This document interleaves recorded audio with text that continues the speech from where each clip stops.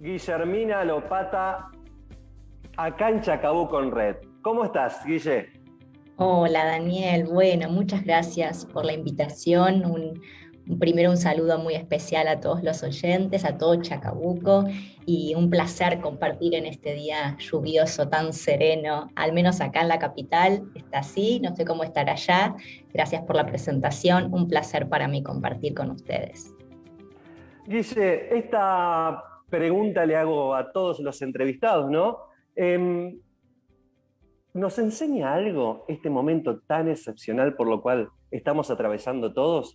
¿Qué enseñanza nos deja hoy atravesar esta pandemia? Bueno, todas las situaciones traumáticas o las situaciones desafiantes, no me gusta llamar, yo siempre he cambiado, Daniel, la palabra problema por desafío. El problema nos sume en una energía más densa y el desafío nos invita a esto, a superarnos, a evolucionar y a aprender. La pandemia como crisis global nos desafía a algunos, a otros nos puede sumir aún más en situaciones de mucho dolor o de angustia o desesperación, pero bueno, todos tenemos libre albedrío y elegimos cómo transitar cualquier tipo de situación traumática. A mí me gusta trabajar o invitar a quienes son mis pacientes o con quienes a quienes acompaño en procesos de evolución y de sanación, justamente a servirnos de la pandemia. Bueno, si está acá, no esperar a que pase. Ojalá en algún momento esto se calme, por supuesto, pero no esperar a que pase para que yo pueda sentirme mejor o feliz o, o plena o desarrollada, sino que aún en esta circunstancia voy a hacer de este momento el mejor momento para mí.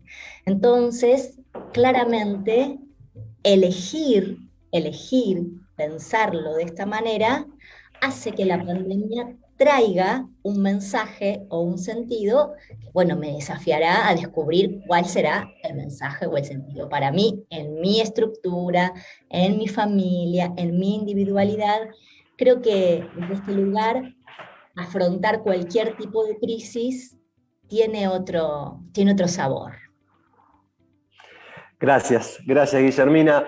Quiero invitar a todos los que están viendo este vivo que por favor sigan las redes de Guillermina Lopata, que todos los días tiene algo nuevo, algo que te desafía, algo que te interpela. Así que muchas gracias, Guille. Queremos seguirte, queremos estar ahí conectada con vos. Y esto cuando lo leí me encantó y te la quiero hacer a vos. Esta pregunta te la quiero hacer a vos. Si hoy fuera tu último día, ¿cómo elegirías vivirlo? Sí, esa es una pregunta, creo que fue no sé si en una historia de Instagram o en un post, pero me pareció sumamente desafiante justamente para esto, para decir, bueno, si hoy realmente yo supiera que es el último día, ¿qué sería lo prioritario? Y la verdad que en mi caso particular, no haría, no haría algo tan diferente a lo que vengo haciendo, sobre todo en estos meses de pandemia. Creo que me levantaría muy temprano, tal vez un poco antes, tal vez me levantaría con mayor ganas, ¿no? A veces un poco cansada o bueno, hay que levantarse, sino que elegiría levantarme incluso antes de que el sol asome o la lluvia o las nubes, cuando la ciudad está en absoluto silencio. Me gustaría mucho eso, escuchar el silencio de la mañana. Me haría un rico café, eso es infaltable. Creo que también haría mi meditación de la mañana de otra manera. La haría hasta mucho más sentida de lo que es en sí ya el proceso de meditación. Creo que haría una rica comida, por ahí los mediodías los paso así, con algo así nomás, pero le haría una rica comida a mi familia. Hasta me encantaría mandarle el olor, si se pudiera, a mi hija, que la tengo lejos, se la daría a mi hijo y a mi compañero, que los tengo acá, pero intentaría que le llegue de alguna manera el sabor de la comida de una madre a mi hija que está cruzando el charco lejos. Y simplemente eso, caminaría descalza, me sacaría los zapatos y daría gracias.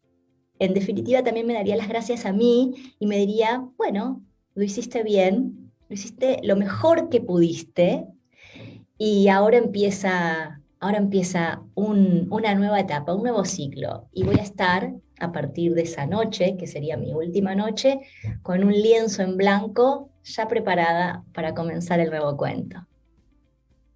Gracias, gracias. Guille, tener este hábito, ahora te escuchaba, digo, tener este hábito de comenzar el día con palabras, intenciones amorosas, conscientes, sin lugar a duda, ¿no? Nos dispone a expandir esa energía más sutil que cada uno de nosotros tenemos. Pero ¿cómo hacemos con estos pensamientos y emociones que son tan pesadas, ¿no? Y estas circunstancias difíciles que muchos atravesamos, que todo, ¿no? Que no podemos escapar, como bien dice una psiquiatra amiga mía, que te golpean en la cara, ¿no? Siempre va a estar ese golpe. ¿Cómo hacemos para tener esos hábitos para comenzar bien el día? Bueno, estás diciendo algo muy importante porque estás hablando o estás trayendo, Daniel, una palabra que para mí es fundamental y es el pensamiento. Mm, Nosotros a veces no somos conscientes de los pensamientos que creamos. Es decir, lo que nos olvidamos los seres humanos es de usar nuestra mente a nuestro favor. Generalmente la tenemos como una enemiga. Cuando vos decís que aparecen esos pensamientos, esas emociones que nos trompean, que nos toquetean, que nos hacen alimentar pensamientos sumamente hostiles, crueles, en vez de poder decir, ok, empiezo un día. Soy consciente de que está en mí el poder de elegir con qué actitud vivirlo. Desafíos y problemas tenemos todo el tiempo. Esto es imposible, diría Buda. El dolor es inevitable, el sufrimiento es optativo. Entonces, dividirnos entre los pensamientos o las emociones, buenas o malas, es bastante tramposo. A veces queremos solo hacer perdurar las emociones agradables, la alegría, la felicidad, el éxtasis, las situaciones de comodidad, y con las desagradables las queremos sacar lo más rápido posible. Entonces ahí estamos, divididos y duales. Entonces soy feliz solo cuando tengo emociones sutiles y soy infeliz o estoy re mal cuando tenemos sensaciones, emociones o pensamientos densos.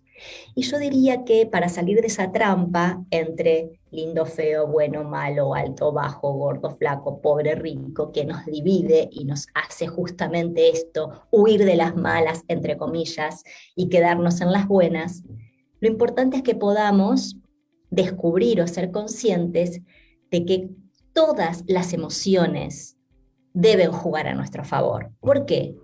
Porque en las emociones densas yo me reconozco, en las emociones sutiles me expando. Pongo un ejemplo, qué sé yo, mi jefe, tu jefe, el jefe de alguna persona te hace quedar todos los días después de horas, te pone una reunión cuando terminó tu horario de trabajo.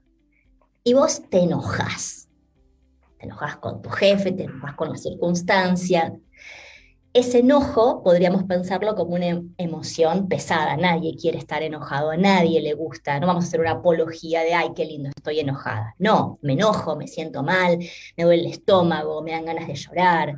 El enojo empieza a escalar y se puede transformar en ira.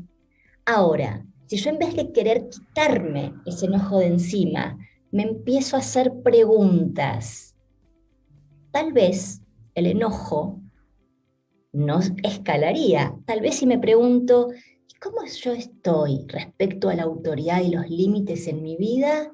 Que esta situación en la que mi jefe siempre me pone o me hace quedar en el laburo 2 horas más, si yo me pregunto, ¿cómo estoy en relación a los límites, al no, a la autoridad?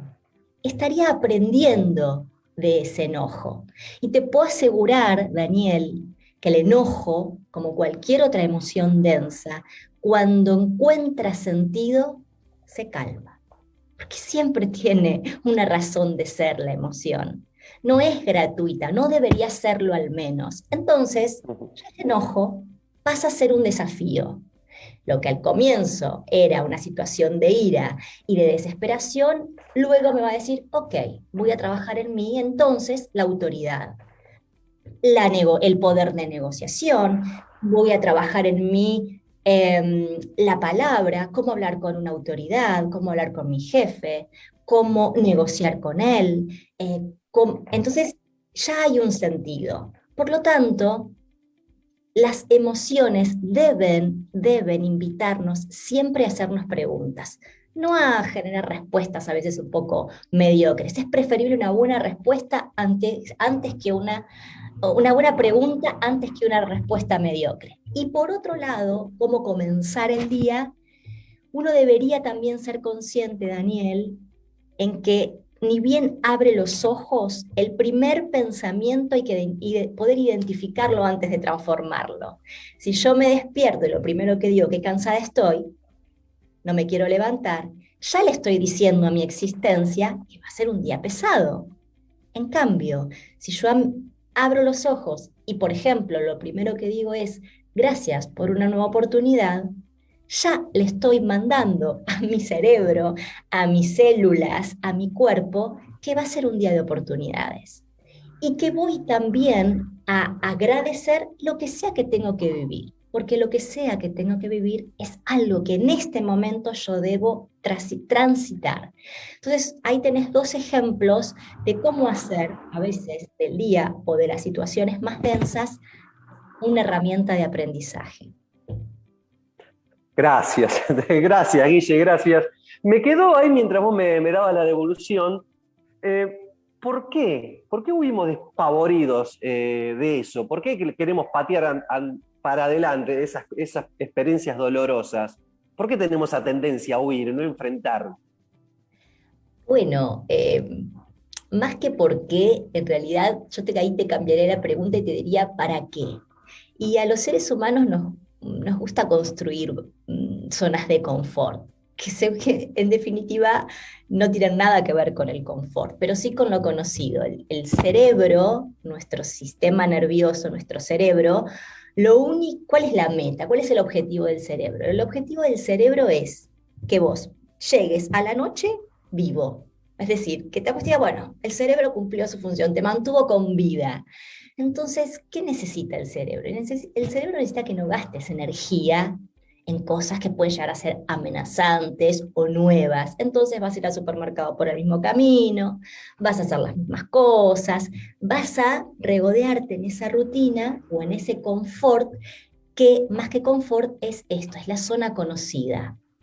Y todos los desafíos o todas esas situaciones que nos interpelan y que nos invitan a hacer cosas nuevas, para el cerebro, o al cerebro, mejor dicho, le implica un gasto de energía que él tiene que cuidar. ¿Por qué? Porque todavía el cerebro está como pensando cuando el ser humano estaba ya en la época de las cavernas, que la amenaza era real, es decir, ir a cazar era realmente un riesgo. Hoy ya no, hoy ya los miedos son miedos mentales. Por ejemplo, si vos vas por la calle y de repente hay un perro, un Rottweiler, que te abre la boca así y te muestra los dientes, tu cerebro va a mandar un mensaje de amenaza. Entonces vos vas a transpirar, te vas a quedar paralizado, quieto. Hay una amenaza real. El miedo te está cuidando, tu cerebro te está cuidando. El problema es cuando nosotros sentimos miedo o cualquier emoción densa que nos paraliza, pero que tienen que ver con miedos que están acá, que no hay un Rottweiler afuera, real, hay un Rottweiler acá en tu interior. Entonces el cerebro te dirá, no, hace lo mismo, no, no te mudes, no, no te vayas a vivir a otra ciudad, no, no cambies de trabajo, porque eso va a implicar una amenaza. Entonces, el desafío es, bueno, está bien, yo estoy en esta zona conocida, mi cerebro está tranquilo, pero yo no soy feliz.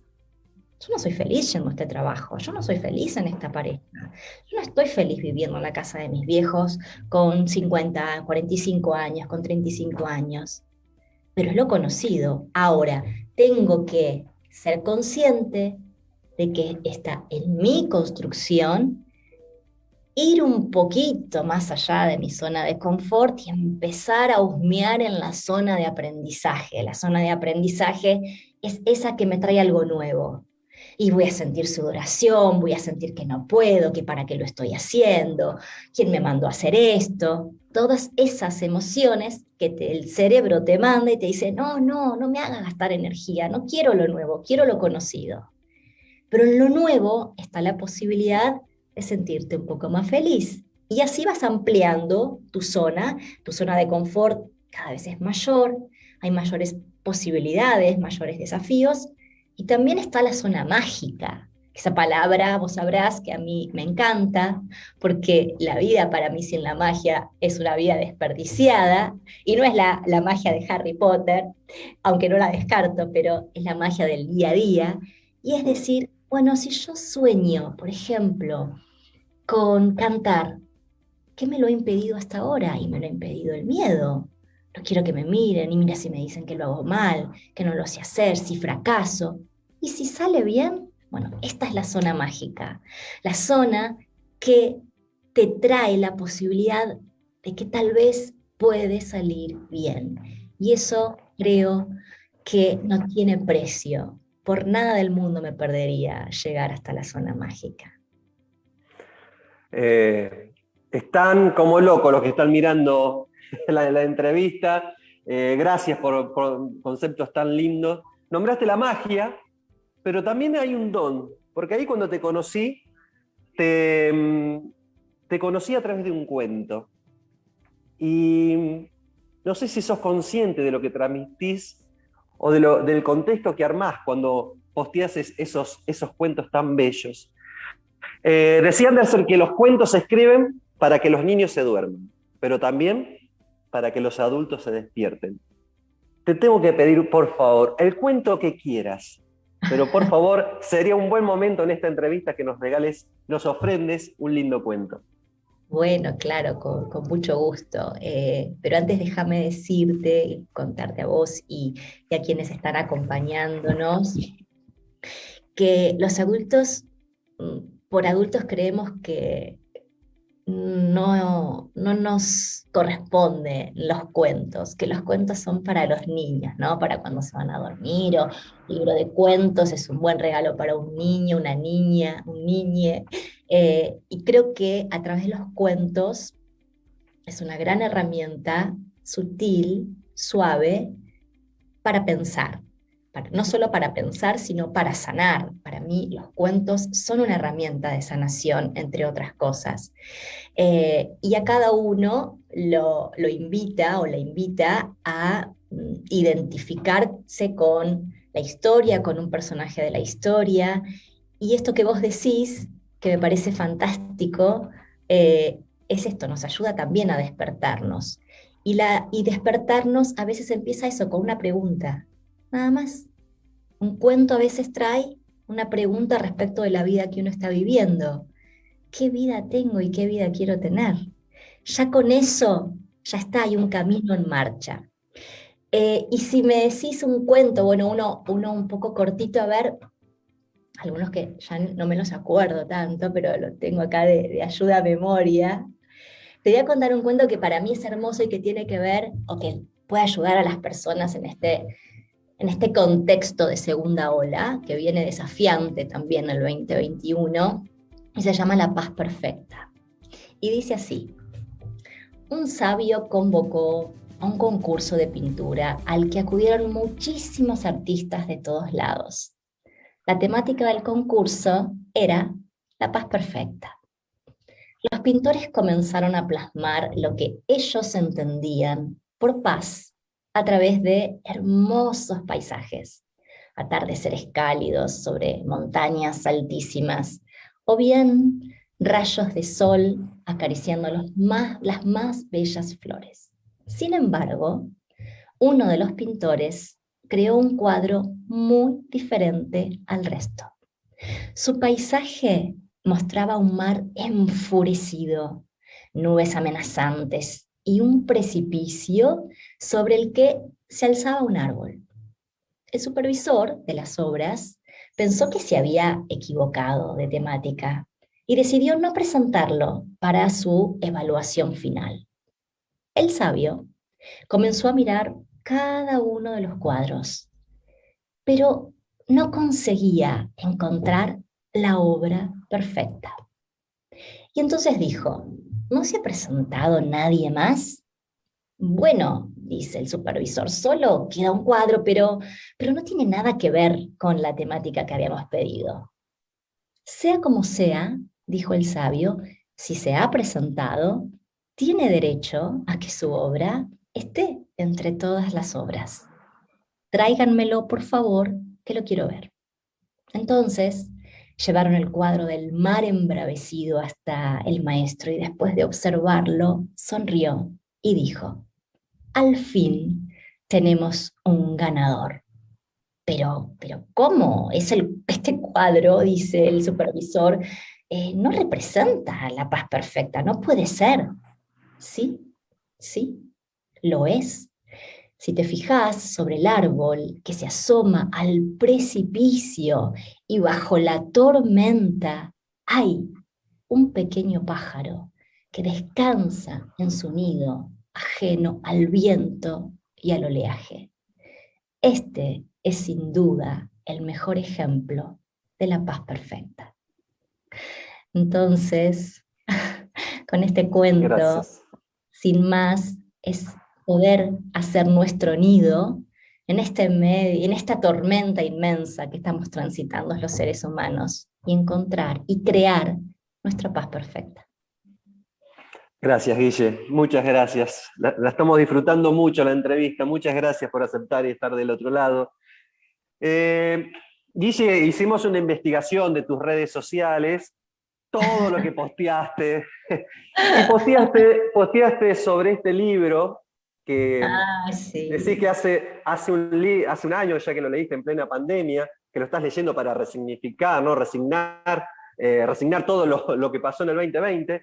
Un interesante libro, que también libro de cabecera amigo de Víctor Frank. El tema de elegir nuestras actitudes me interesa acá, ¿no? Un libro que merece la pena ser leído y meditar en este libro. La pregunta concreta, Guille, y creo que seas lo más transparente posible, porque es una pregunta que resuena en la voz interior de todo ser caminante. ¿Por qué vivir? ¿Por qué vivir, Guille? Mm. Bueno, primero me gustaría poner en contexto, Daniel, al autor, que no es cualquier Sí, autor sí, no, por favor, del sí, libro. sí.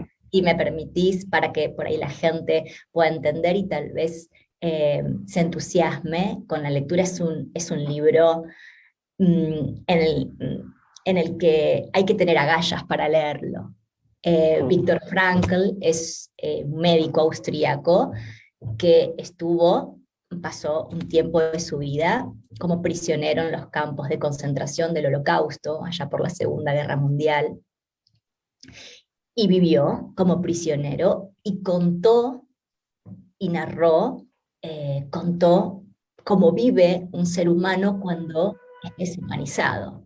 A partir de esa experiencia, él después crea la logoterapia, fantástica, es una forma de sanar, ¿sí? Crea su método. Y digo que hay que tener agallas porque hay que leer y hay que meterse en la piel de los prisioneros, ¿no? Del Holocausto, en los campos de concentración. Creo que aún leyéndolo no nos acercamos ni siquiera a lo que seguramente ha vivido tanta gente. Eh, Gracias a Dios, mucha gente pudo vivir para contar, y en el cuento o en la experiencia o en la palabra tenemos la posibilidad de no repetir situaciones de tanto horror, ¿verdad? Eso para poner en contexto. Claramente que lo sugiero, debería todo el mundo leer este libro, porque más allá de la circunstancia particular o del contexto en el que fue narrado, el mensaje es esto que estás diciendo, ¿no? O a lo que me estás preguntando, y es, bueno, ¿por qué vivir? ¿Cuál es el sentido de la vida? Y esta creo que es una pregunta que nos las tenemos que hacer todos los seres humanos. ¿Por qué estoy acá? ¿Para qué vine? porque eso nos va a permitir salir del automático. El automático es, me levanto, hago esto, voy al trabajo, cobro, pago las cuentas, planeo si puedo, si tengo la bendición, planificar unas vacaciones. ¿Eso es vivir solamente? ¿Para qué vine? Entonces, esto después nos lleva a otra cosa que es vivir y existir claramente no es lo mismo, pero por otro lado, y no me quiero perder el hilo de tu pregunta, y es justamente que el sentido de la vida nos permite elegir con qué actitud vivirla. Es decir, este hombre, médico, psiquiatra, tenía la posibilidad de morirse si quería. Estuvo en muchas situaciones con la posibilidad de morirse. Y sin embargo, él dice que lo único que a un ser humano no se le puede arrebatar es la capacidad para elegir con qué actitud elige vivir aún lo más tremendo e inhumano del mundo. Y eso te hace libre. Entonces, él eligió la actitud con la cual vivir, si se podía llamar vivir, la deshumanización brutal en un campo de concentración. Y eso fue lo que lo mantuvo con vida, porque eso fue lo único que no le pudieron arrebatar sus captores. Entonces, el mensaje es, bueno, no esperemos a no tener problemas para estar bien. Esperemos elegir, aún en los problemas más complejos, qué actitud le voy a poner a ese problema. Puedo vivir la pérdida de trabajo con queja, con desesperación, con angustia, en una postura de víctima, o o tal vez podría decir, ok, me quedé sin trabajo, esto no me va a salir, esto no va a salirme tan caro. ¿Por qué? Porque no solo ahora voy a emprender la búsqueda de un nuevo trabajo, sino que el próximo trabajo que yo construya, que encuentra, es el que yo deseo para mi vida, no el que me toca. Entonces, claramente la actitud hace que tu vida vire para un lado o vire para el otro. Víctor Frankl con este libro nos invita a ser dueños de nuestra existencia, no víctimas de nuestra existencia. Y él tiene autoridad moral para decir lo que dijo, porque él vivió lo peor que un ser humano puede vivir. Entonces, me parece que nos pone en contexto y nos anima a justamente esto, a ser conscientes de la actitud que tenemos para enfrentar lo que sea, lo que Gracias, Guille, por la reflexión. Y es así, es así. Gracias por contextualizar el libro, que lo considero muy importante. Gracias. Si encontramos un porqué, siempre vamos a hallar el cómo. Por eso es Por importante supuesto, sí, exacto. A veces la primera pregunta que nos sale, Daniel, está muy bien, quiero subrayar esto que estás diciendo. ¿Cómo hago para? ¿Cómo hago para? No, no, ¿cómo no? ¿Qué? ¿Qué quiero? ¿Qué deseo? El cómo después es una consecuencia lógica. Lo primero que tengo que poder lograr es tener conciencia de mi propósito. ¿Qué deseo? No qué debo, no tanto que debo. ¿Qué deseo? Si no tenemos claro nuestro deseo y nuestro sentido, no vale la pena ninguna otra cosa. sí, es así. Guille, me dijiste, no me quiero meter en otro tema, pero me parece que es el momento. Vivir no es lo mismo que existir. Sí. Vivir es un arte, existir es una inercia. ¿Existir o vivir? ¿Existir o vivir, Guille? Bueno, yo te podría decir como amante de la magia, es que claramente existir no es sinónimo de vivir. Hemos aprendido que sí, o los usamos generalmente como sinónimo desde la inconsciencia. Esto daría para una hora de charla, pero para por ahí dejar una semillita y a una idea clara, porque es un pensamiento y es una temática sumamente profunda, Pero te voy a poner algún ejemplo para que la gente que está escuchando pueda empezar a preguntarse si vive o si existe. Cuando uno vive, vive en un automático y vive desde la expectativa del padre, del jefe, de los abuelos. Viven los otros en nosotros. Pero nos damos cuenta cuando empezamos a existir que toda la vida han vivido los otros, pero ha faltado un protagonista fundamental, y es uno mismo. Sí, yo estudio tal cosa, Pi, porque, qué sé yo, mi papá tiene un estudio de arquitectura y me dijo que tenía que ser arquitecta para que siga con la empresa familiar. Pero yo en realidad quiero ser bailarina. Entonces no existía, estuve viviendo el deseo del otro, viviendo el mandato del otro, viviendo el programa. Yo cuando digo programa digo esas formas que hemos aprendido, que hemos heredado, que hemos internalizado, pero que no hemos elegido. Entonces, existir es, bueno, a ver, yo quiero ser bailarina, no quiero ser arquitecta. Entonces, tengo un deber, un mandato, una expectativa del otro frente a un deseo. Cuando empiezo a desear y a hacerme cargo de mi deseo y a hacerme responsable de mi deseo, empezaré a existir. Llegará el momento que tal vez por ahí me anote a estudiar, aparte de estudiar arquitectura, por ejemplo, porque todavía no tengo la fuerza suficiente para dejar la carrera, pero empiezo a bailar. Tal vez algún día puedo mostrar mi baile, entonces estoy existiendo. Y llegará ese día en el que realmente le diga, por ejemplo, a mi padre interior, ya no me representa tu deseo, ahora vale mi deseo.